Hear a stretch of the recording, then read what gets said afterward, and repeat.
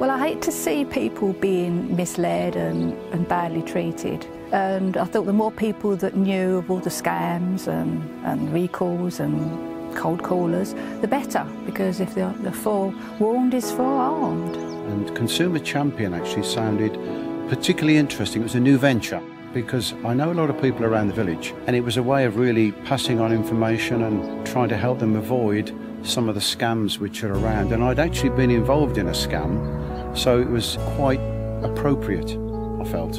It's just the opportunity that I get to travel around so many villages throughout Suffolk, and the knowledge I gain along the way, I just found invaluable. People were asking me all sorts of things, and I think, well, I know this, I might as well tell every village I go to what I know along the way. I got involved because I was well and truly scammed with a workman who was a local man, lived up the road, very well known, said he was a plumber, fully qualified, he would bring me his certificates, he just had mislaid them at the minute, and he actually fixed my house gas supply to the mains gas supply outside, which is completely illegal. We have had a lady in a village who is aware that she's being scammed, and she is giving the money, but because she's lonely and has no other family, they actually do take advantage, and she was giving money because they were so friendly and calling her all the time.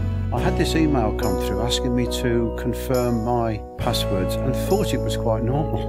And it wasn't.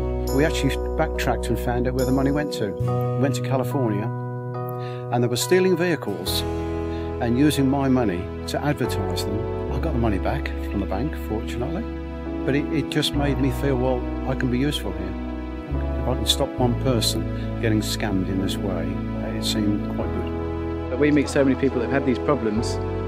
It just makes you want to become a consumer champion, because the amount of people you could prevent this happening, it's just it's really worthy. It's just a worthy cause.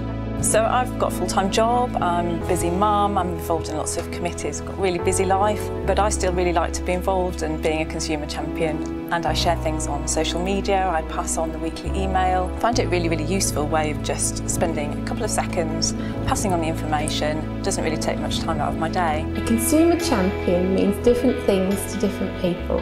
It bridges the gap between Suffolk trading standards and their local communities. So you can be as involved or as not as you want to be. Somebody that would, let's say, likes to help people, likes to see the rogues brought to justice, because, you know, there are so many out there. Somebody that sees people day to day, and also somebody that has an interest in the needs of their community. So I take leaflets and pamphlets, and I go in various places like the local libraries and the local over 60 clubs once a month or once every couple of months, and I can pass on my experience. Or you can do the sort of level that I do, which is more sharing emails, the weekly email we get through from Trading Standards, or you can do some face-to-face stuff in your own community. It really is entirely up to you. If I was to give one piece of advice, it would be to, when you have these rogues at your door, just get as much information as you possibly can. Don't confront them. They try being pushy, just shut the door, say no thank you, shut the door, and then contact the police and Trading Standards. I would say always be wary. Don't trust an email unless you know who it's from. With phone calls, be wary. If it's not a call you recognise, don't get into conversation. If it's a postal one, ditch it.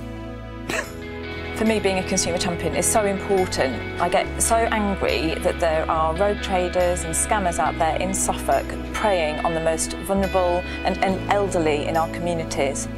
If I can make even the smallest bit of difference by doing the work that I do, then I really feel like I've added value, and that's what really matters.